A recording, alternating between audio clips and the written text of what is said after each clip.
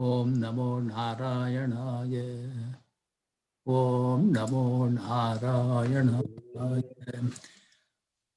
Hello, devotees of Chicago, Bari.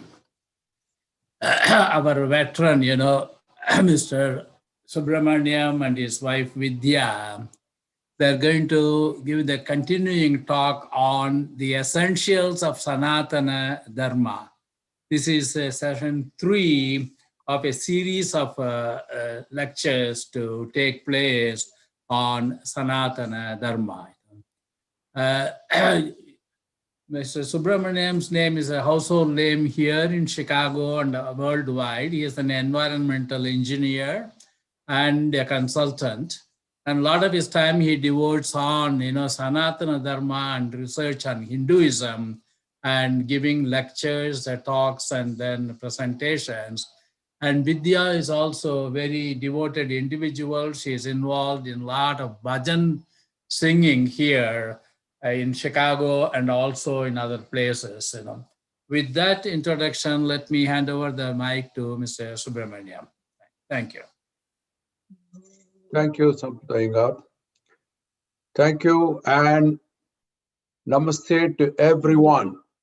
Welcome to this session 3 of the essentials of Sanatana Dharma. As usual, we'll start with our prayers. Om Gajananam Bhota Ganati Sevitam Kavita Jambu Balasara Pakshitam Uma Sutam Soka Vinasa Karanam Namami Vigneshwara Pada Pankajam Gurur Brahma Gurur Vishnu Gurur Devo Maheshwaraha Guru Sakshat Parabrahma Tasmai Sri Gurave Namaha Shiva Samarambam Sankaracharya Madhyamam Asmat Acharya Paryantam Vande Guru Paramparam Om Sri Sri Sri Shantananda Avadhuta Sadgurave Namaha. It's a very exhaustive subject, Sanatana Dharma. And what we are providing right now is an overview of the essentials. I'd like to review the last session before we move on to the details of this session. In the last session, number 2, we learned some of the fundamental concepts of Sanatana Dharma, also called Hinduism.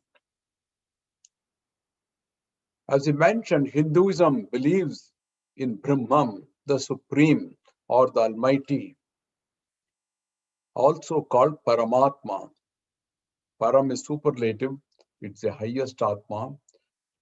And it also believes that every creature is divine as Jivatma.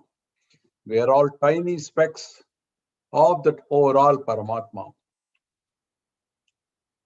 And Hinduism focuses on individual growth and self-realization. It's not external, but internal. One has to grow from within. And once you start growing within, you achieve peace and happiness by the ways shown in Sanatana Dharma. Basically, I mentioned there are 4 parts by which we ultimately achieve that salvation.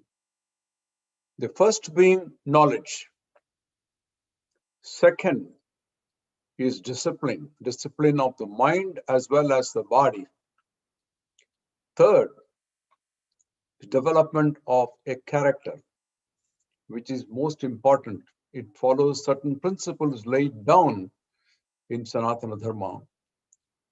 And finally, self-introspection or thinking within, who am I? So this is the overview of the last session. Let's see what we want to cover in this session.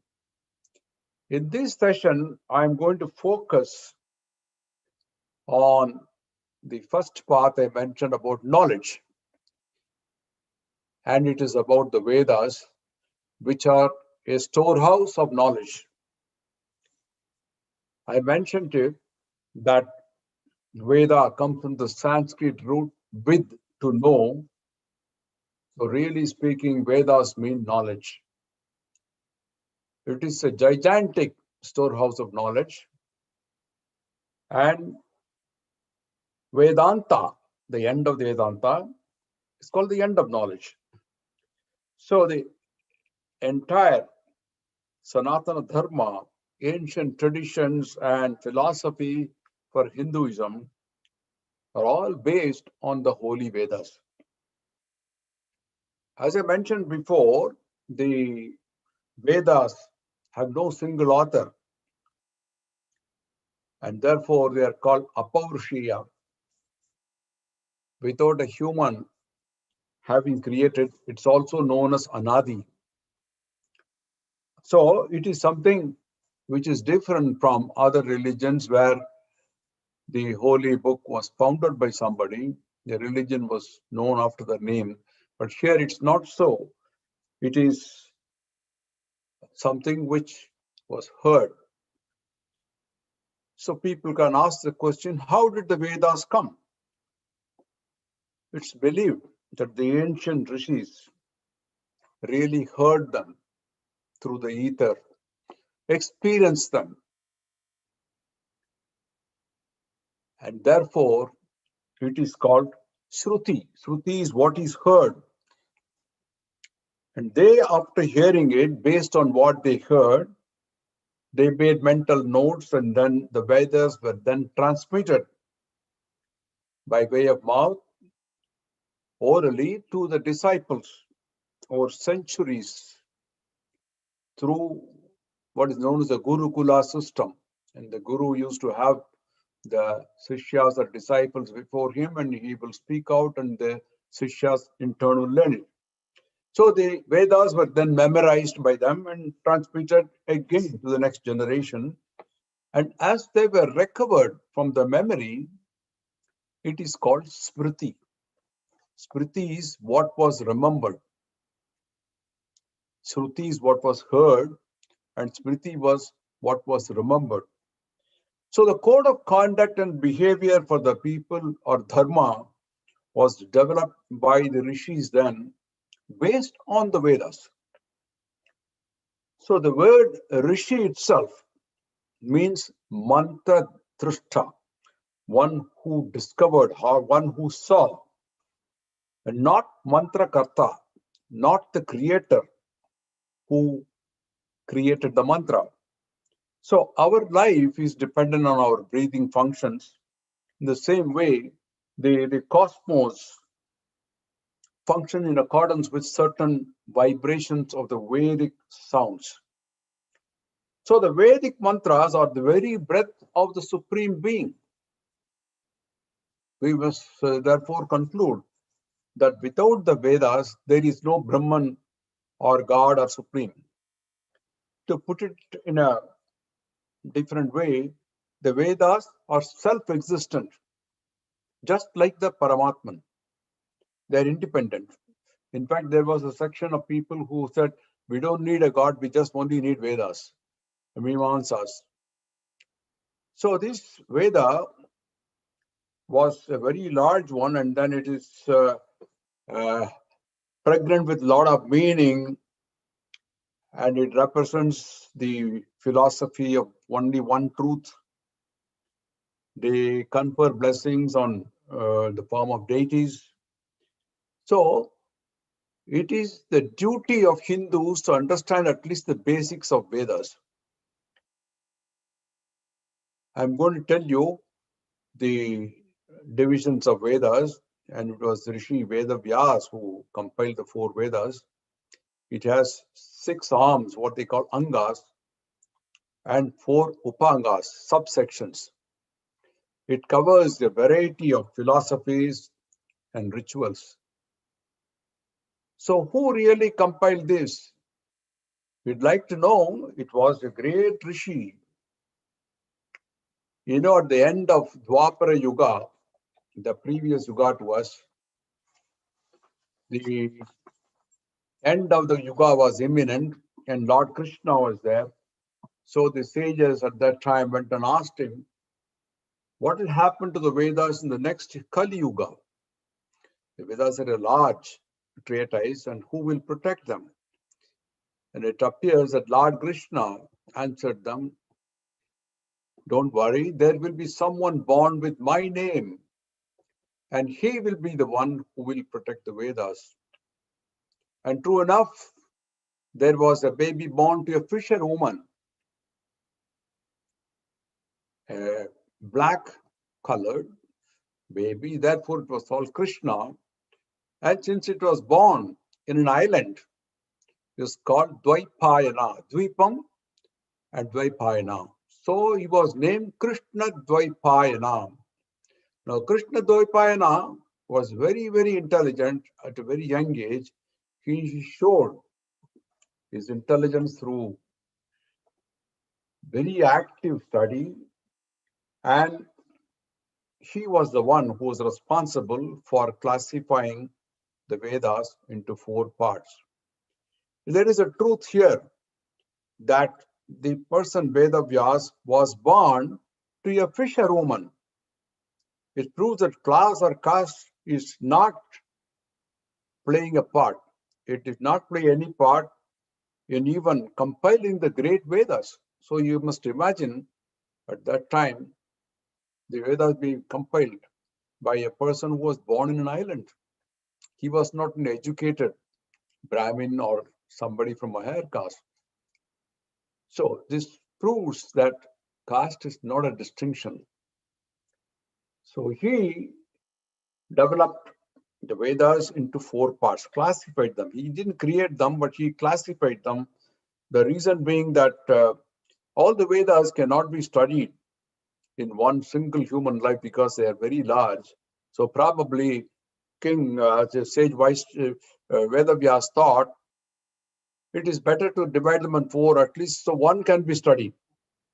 And with that in mind, he classified them into 4 Vedas called Rig Veda, Yajur Veda, Sama Veda, and Adana Veda. So these 4 Vedas called Chatur Vedas were then handed over by Vedavyas to his 4 disciples, Sumanta, Baila, Jaimini, and Vaishampayana, respectively, Rig, Yajur, and Sama, Adana Veda, and they in turn passed it on to the next generation. So there is a lot of Vedic literature, a very gigantic completion of text generated by many sages. That is forming the fertile ground from which have sprouted the different systems of Indian philosophy. Sage Vedavyas is also credited with creating many other works. He is the author of Vedanta Sastras and the great Puranas, 18 great Puranas, and above all, the great epic of Mahabharata. It's also sometimes called the 5th Veda. So here is Rishi Vedavyas, who was the father of present-day 4 Vedas, and then he created them, compiled them together, and then he also made other epics like Mahabharata and the Puranas. So Veda is called Veda Mata.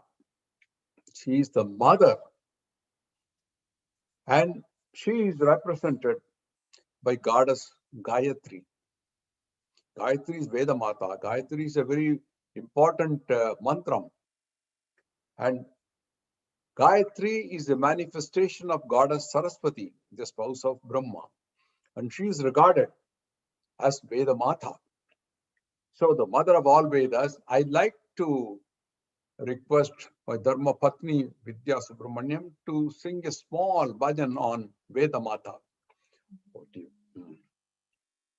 Sharde Shiv Sharde वेदमाता Sharde Sharde Shiv Sharde वेदमाता Sharde Sharde Shiv Sharde विद्यादायिनी Sharde Sharde Shiv Sharde विद्यादायिनी Sharde Sharde Shiv Sharde वाग्विलासिनी Sharde Sharde Shiv Sharde वाग्विलासिनी Sharde Sharde Shiv Sharde वेदमाता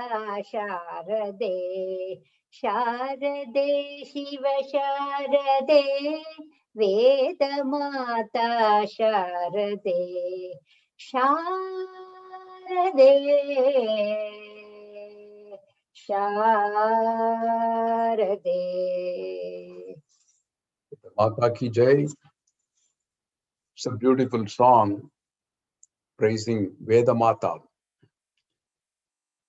So now, going further, there are 4 key Vedas I mentioned: Rig Veda, Yajur Veda, Sama Veda, Atharvana Veda. Now, what is the main purpose of these Vedas? One, Rig Veda has over 1,000 hymns, which are covered in 10 chapters. In fact, it's 1028 Vedic Sanskrit hymns and 10,600 verses, totally distributed over 10 what are called mandalas. Now, these are specifically praising the various deities.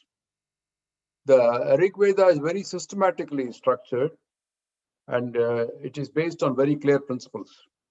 The Veda begins with prayers to Agni, the god of fire, and Indra, the king of the Devas. So that is the coverage of Rig Veda. Yajur Veda is actually I would say a priestly handbook, which priests use for use in the performance of various rituals and Vedic sacrifices. It is actually in 2 sections. One is called the Krishna Yajur Veda, and the other one is called the Shukla Yajur Veda. You can say black and white.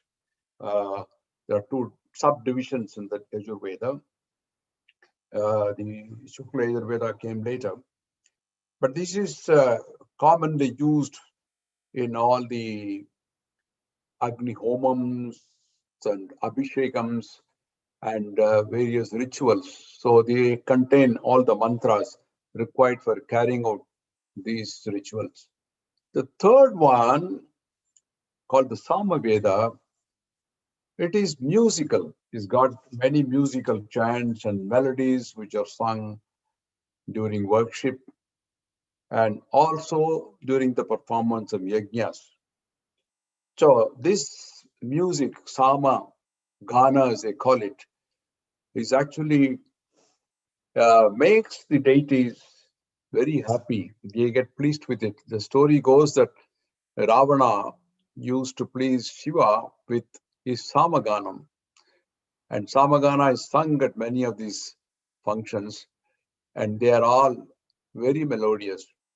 So I'd like to ask Vidya to sing a song on the glory of Samagana. Samagana priye Samagana priye Amba Samagana priye Amba Samagana priye Amba Sarvalok Nayakiye Amba Samagana priye Amba सर्वलोकनायकिये अम्ब सामगान प्रिये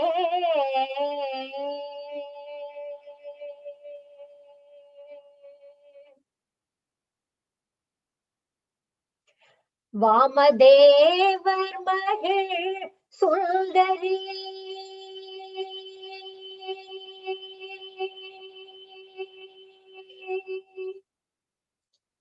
वामदेवर्महिळ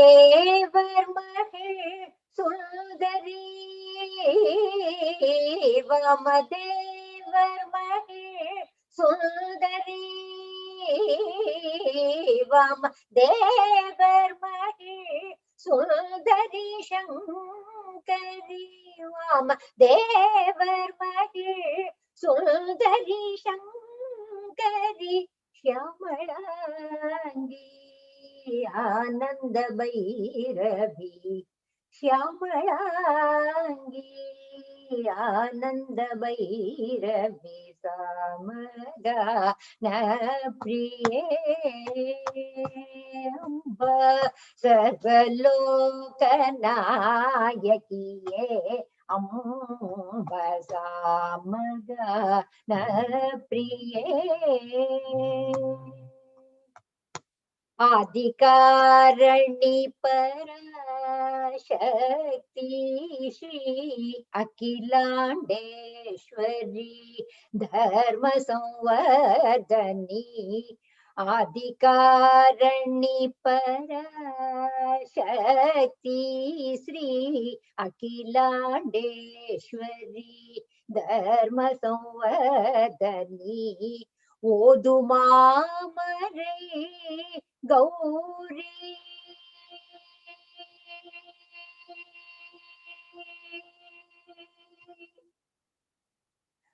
ओदुमामरे Gauri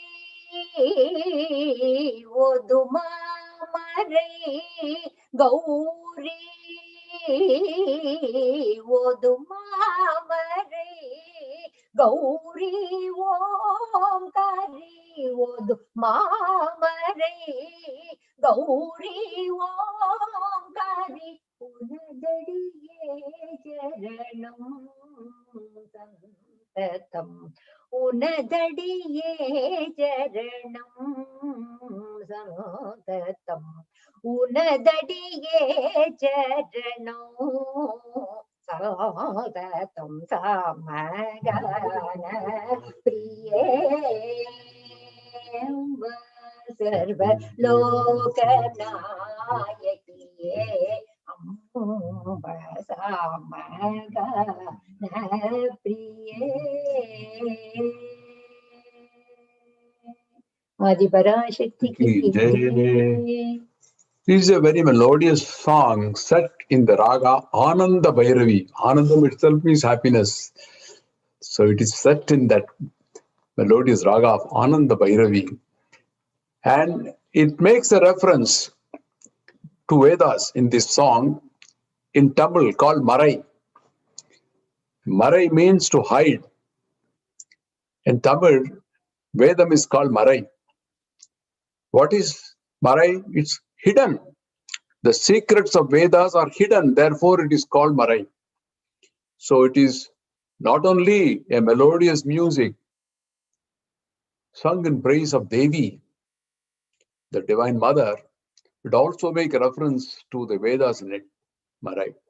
So they are twofold. One is the Samaghana itself is so pleasing to the deities, and it also makes a reference to the Vedas in this. So I chose this song to explain the beauty of Samagana. And lastly, of course, the Atharvana Veda, which is there, it is mostly concerning spells and charms and magical formula, mostly beyond the scope of Homam or Yajna. So the other three are concerned with this. So this is the fourth one. But all these have very, very large contents and very exhaustive. So it's very difficult to speak on the Vedas because the magnitude of Vedas is such that It is so large, and it is such is its glory.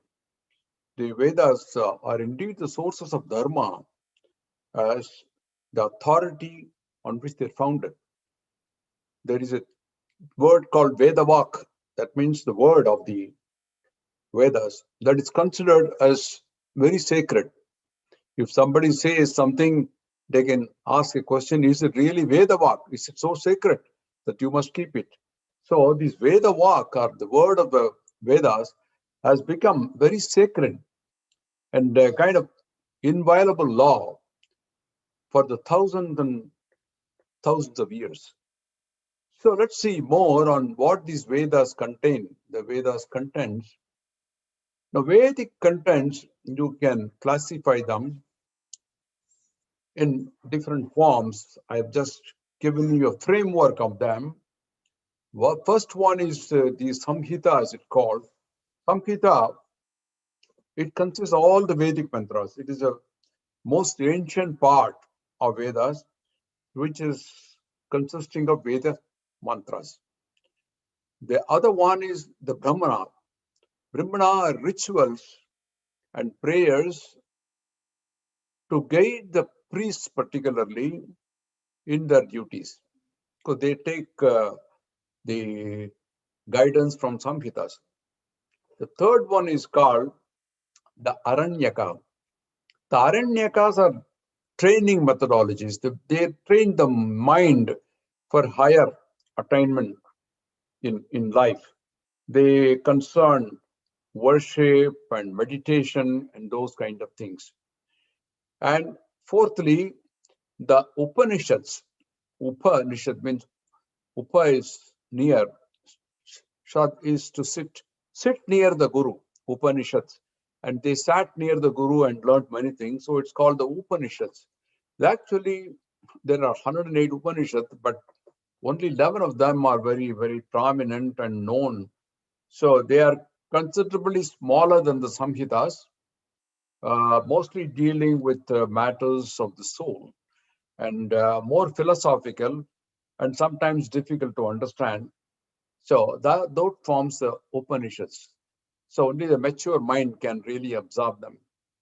And then it has the 6 main arms, what are called Angas. 6 Angas. Anga itself means a bhagam, a part of the body. And these are the parts of Vedamata. It's called Siksha, Chanda, Vyakarana, Nirukta, Jyotisha, and Kalpa. I'm not explaining the details of this, but I just want to tell you right now that this has got 6 main arms, what are called Siksha, Chanda, Vyakarana, Nirukta, Jyotisha, and Kalpa. And they have subdivisions called Upangas, which support the Angas. And there are 4 of them called Mimamsa, Nyaya, Purana, and Dharma Shastra. So you have 4 main Vedas, 6 Angas, and 4 Upangas. So that makes it 6 plus 4, 10 plus 4, 14 of them.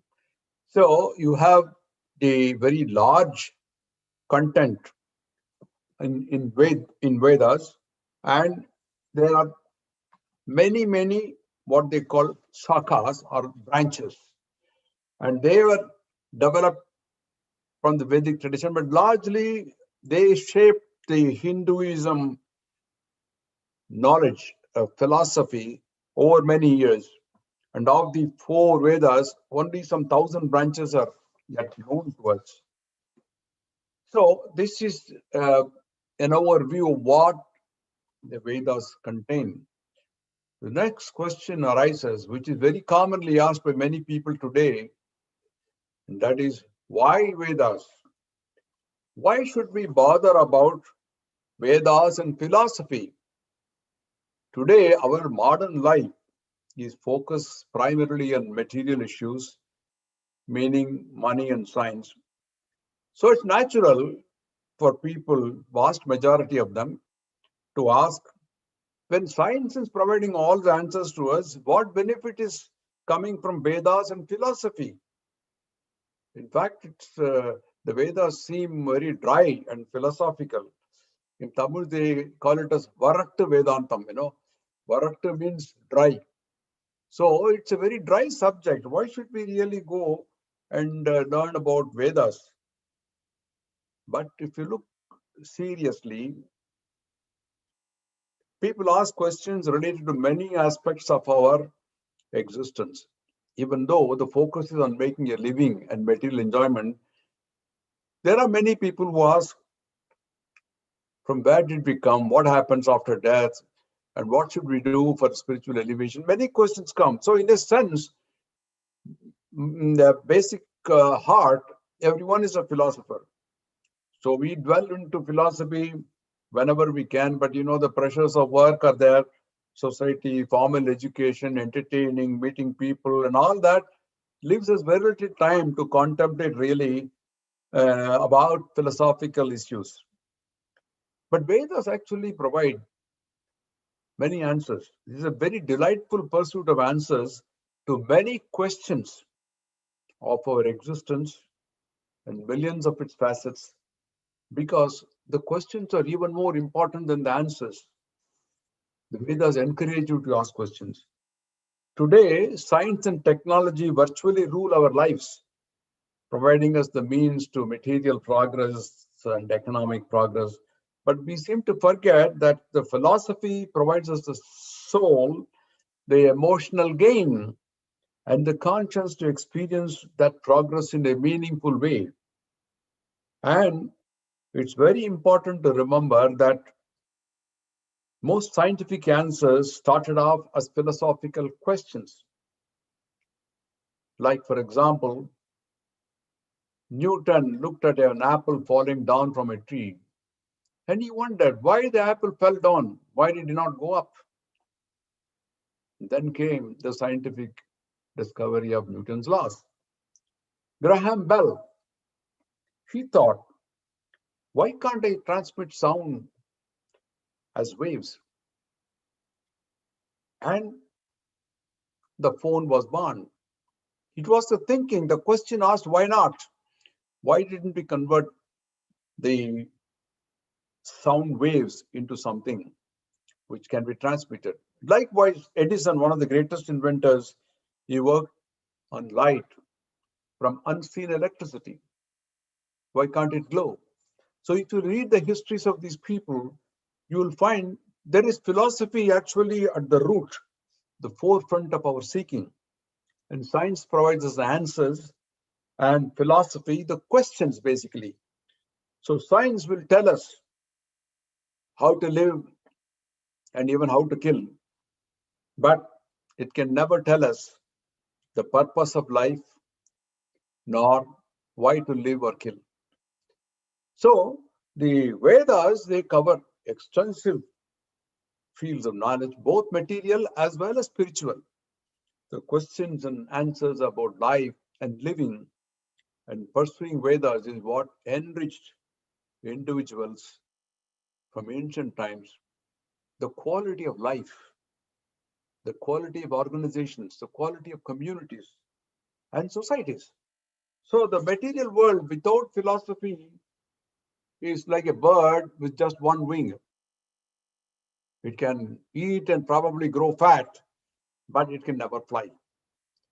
It may give the impression that it is doing well, but it will never be able to fly. So schools and many places of education, they are driven purely by economics and science and economic progress, but they just don't have the time to delve into basic questions which Vedas do. So the pursuit of Vedas provides clarity on life. It provides answers to many questions and the purpose of life.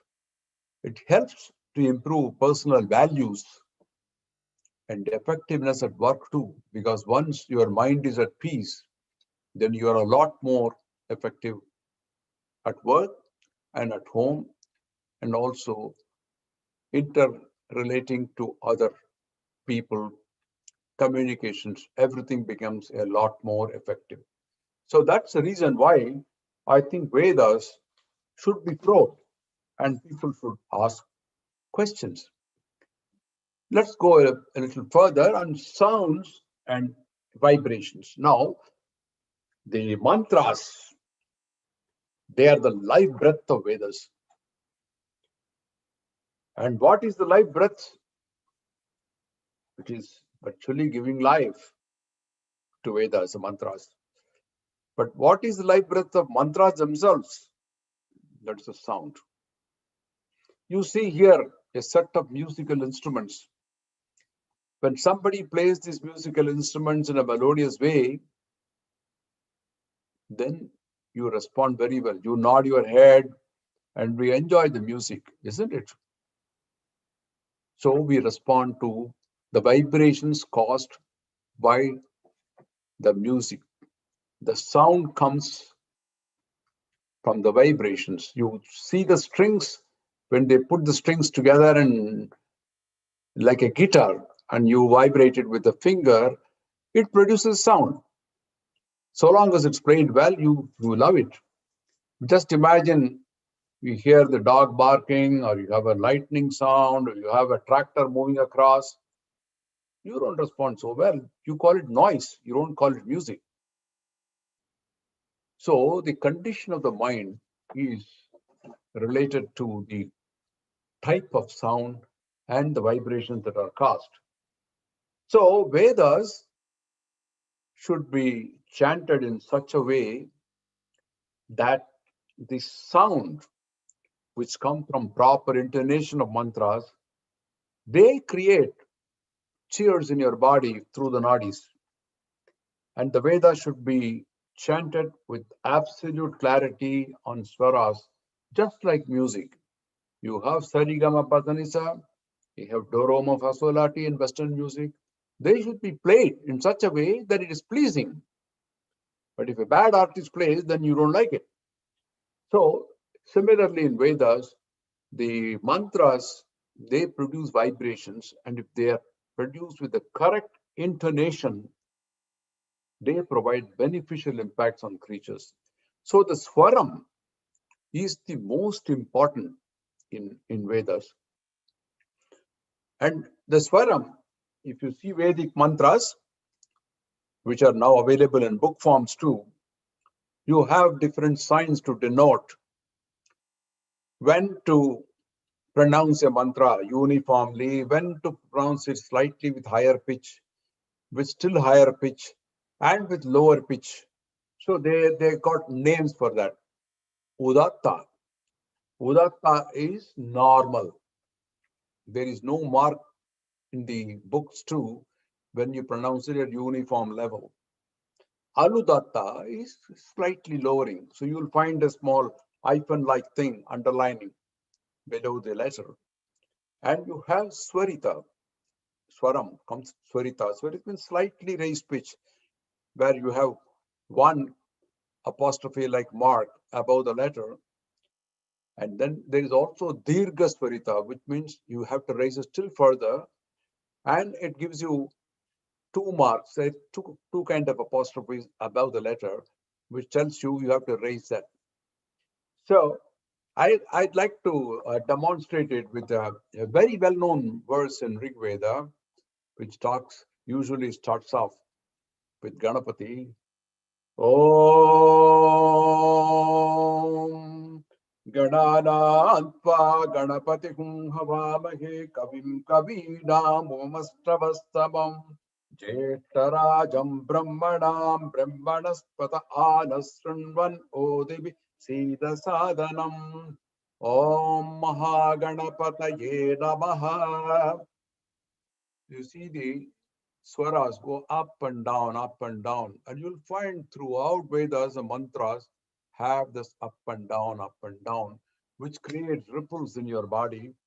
And without really resorting to any writing in those days, our ancestors evolved methods of learning Vedas to include chanting, practicing, memorizing, and continuing the process from one generation to another generation.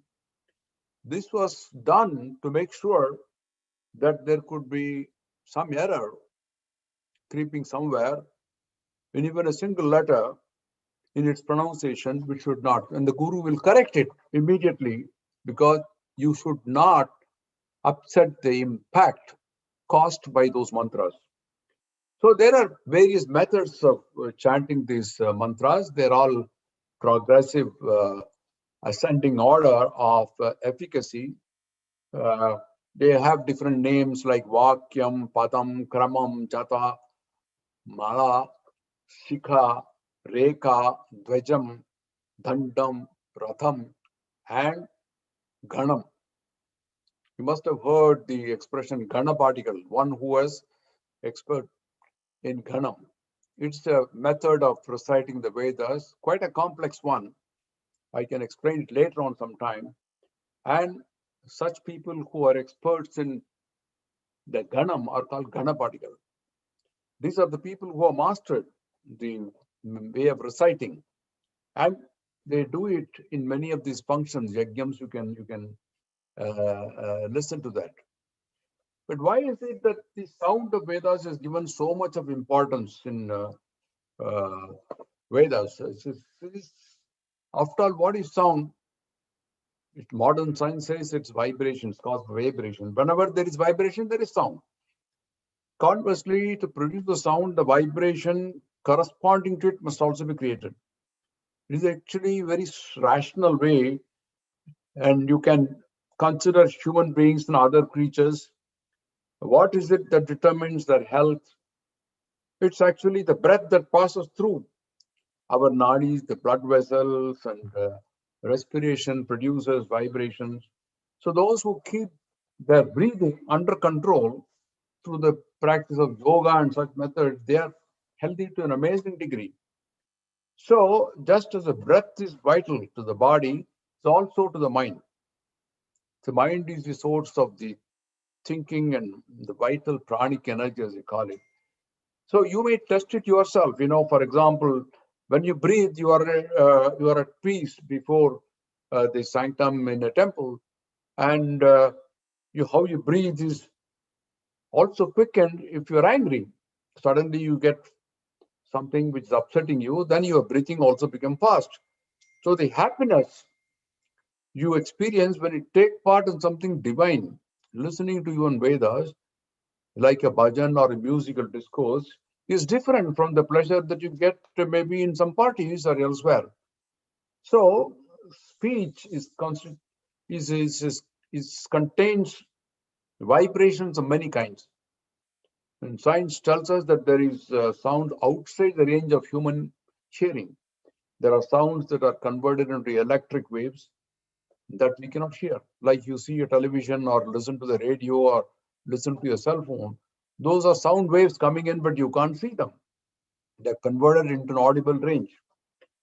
Likewise, the sages heard certain sounds which we cannot hear, but they could perceive it by special powers. And these powers are all described in detail, how they come and how the Vedas were heard by those divine rishis.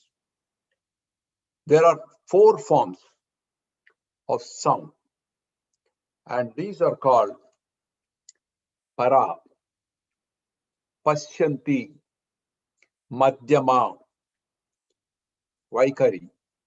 These are 4 forms of sound. The sound that we normally hear is vaikari.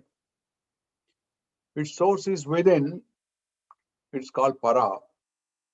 And this originates, vaikari is from our lips when we talk. And para is a sound which is present in Mooladhara, that is below the navel.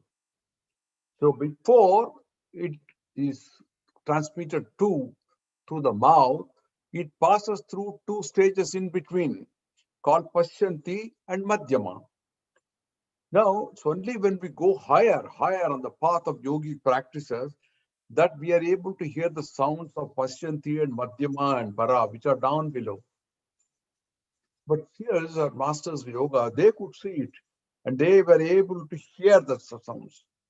And it is also said here that such sounds please the deities and create good to the world and bring Atmik. So it is begun from right from Mooladhara, it comes up to In fact, in Lalita Sahasranama, there is a stotram which reveals this. It reads, Para pratyakchiti rupa pashyanti paradevata madhyama vaikari rupa bhakta manasahamsika. Says in Lalita Sahasranamam that Devi is present in all the four forms. That is why when you speak, you should speak nicely, because it's just like a divine voice. Therefore, the uplift or Atmic uplift coming from the Mooladhara right up to your lips is passing through these stages. And you find in many of these yajnams where Vedas, mantras are recited, the people really make the effort to pull up the mantra, and it's kind of guttural. You can see the voice coming in. And since these Vedic mantras have to be brought from the navel side, the practice of Vedic chanting is mostly restricted to men. It is not recommended for ladies, as it may interfere with their biological functions. That's the reason why ladies do not chant the Vedic chants. It's men who do that most of the yajnams. So the mantras are these sounds that have the power to inspire good thoughts in people. It gives you those kind of, shall I say, a little thrust, which makes you think, and then they pleases your nadis, and the vibrations are not only the purpose only for the creation, but the conduct of life itself. There are indeed Vedic mantras that help us to go through what they call the ocean of samsara and become one with the ultimate truth. So that is the importance of sound and vibrations in Vedic mantras. So having said that, let's see, there is a very exhaustive coverage of Vedas. Is there any common ground? Yes, of course. There is unity in diversity. There are four Vedas, and we said Angas and Upangas, and quite a large. It is impossible for one person to master all these, and they all talk about in different areas. It seems that they are, each one is covering a vast area. But is there a common ground? And the answer is yes. The Vedas are diverse, but then there is a common ground between them. We had talked about some of them earlier, and one of them, first one, is a belief in one Brahman, the supreme being. So Sanatana Dharma is monotheistic, even though it appears in different forms and provides different routes for attaining salvation. So it is also adherence to many things like that truth, dharma, and karma. The common belief in all these diverse areas is that Vedas are the pramanam. Or pramanam means authority. It is a final authority. Vedas provide the final answers, or they are the ultimate authority. And it serves to a large extent the definition of a Hindu, even though the Vedas are interpreted slightly differently by different people, but these are common ground which makes them adhere to the scriptures of Vedas. Well, one is truth is one, but it is described differently. Vipraha bahuta vadanti. We mentioned it in the last class. So truth is one. That is again a common ground. And respect for the five natural elements. Have the earth, the fire, and the wind, and the akasham. These five different elements are there, and there is respect shown for all the five natural elements by all these diverse Vedas. So they worship them just as any other deity. And it also has a code of conduct, which is dharma and karma. They also are common, and the Shastras are there to prove that. So Hindus do believe in these common grounds. Sanatana Dharma has unity in diversity.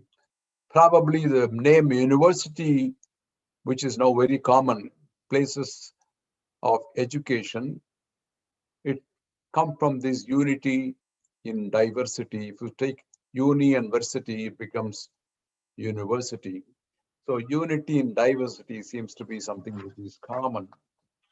So this is where I think we would like to conclude with a prayer, and because there is a lot more to talk about in the next session. So I'd like to conclude this session with a prayer, a well-known prayer.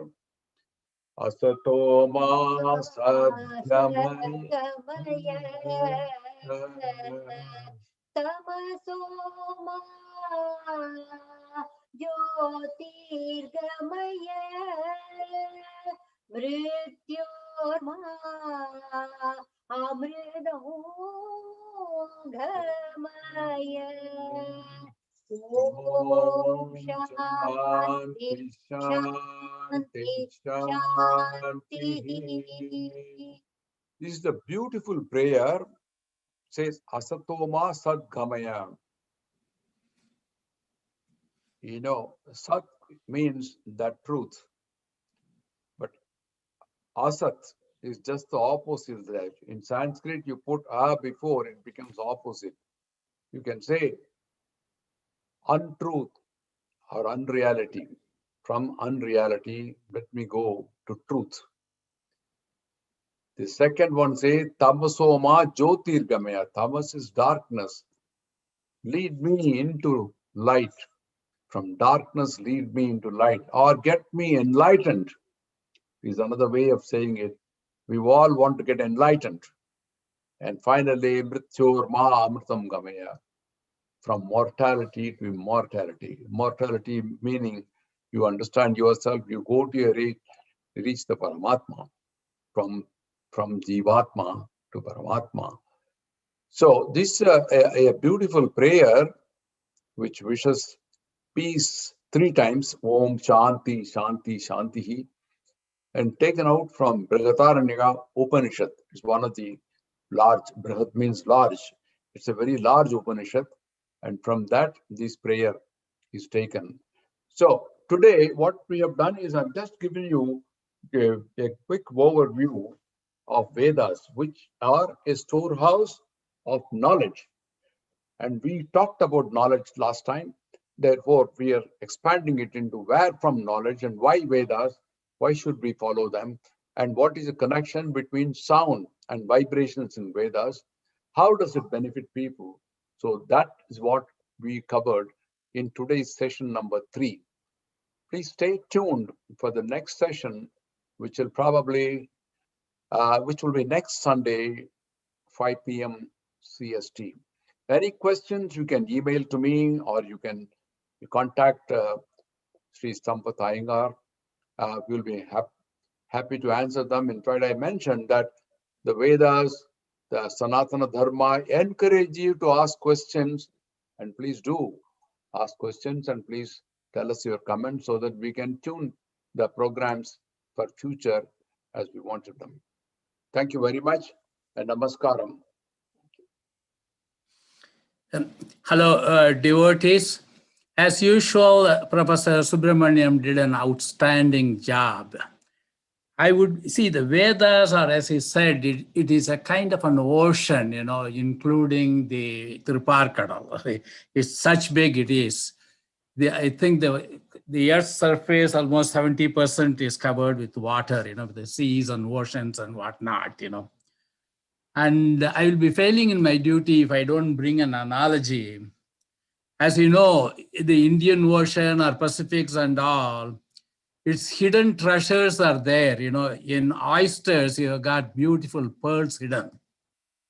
And the divers dive deep into the sea and bring in those things for you to wear, you know, and you enjoy it. Similarly, you know, that when the ocean of Vedas, Professor Subramaniam, as a diver, he dived deep into it and then brought in the hidden treasures the gems and diamonds and that one in the Vedas where they're hidden, is trying to bring into to you to appreciate it. He brought in, today's world, we live on materialism and the focus on science and inventions and whatnot. My memory goes back, to my earlier years when my parents used to tell me the story of Alexander the Great. Alexander the Great, at a young age, he had very high ambition. He thought of conquering the whole world. He went in one place to another and all, everywhere he succeeded. And he went to India, then he saw all those philosophers and all the things. Of course, there he met with a little bit of failure and he retreated back. Somewhere in Middle East, he came in and he fell sick. And then he was almost about to die. What he said was, when I die, please bury me with my two palms wide open outside, above the grounds. The meaning is, he conquered the world, all the materialism, everything all the best of things he conquered. What has he achieved ultimately? He didn't take anything with him. His palm was pretty much empty. That's what it is. And everything, all those materialism, science and everything is all only means to an end. It is not an end in itself. What is the end? That one, that is what a big question. That's where the philosophy comes in. That's where the Vedas comes in. That's where every aspect of life comes in for people to ponder over, what it is. And everything appears to be just a passing cloud. What is permanent is only it is shanti, peace, and kind of an immortality to be achieved, whatever it is, at the heaven or that one. Ultimate peace, that's what it is. And so again, so much treasure is still there, and Subramanian, Professor Subramaniam will be probably diving deeper into it and bring in all the treasures to us to enjoy. All these lectures are all there, in Chicago, Ckb-Bari, that one, as well as in YouTube. They'll be there for a long, long time. Take time to, if you couldn't listen it live or anything, please do visit those sites and then take your time to listen to them. They are all a very, very valuable thing. And he has put in so much labor to bring in, all these things into a concise slides show. And again, I appreciate both Mrs. Vidya and Professor Subramaniam for that. Then thank you again, listeners. And come again, next Sunday, we will have the session at 5 o'clock. Thank you again. With that, I conclude. Namaskaram to all.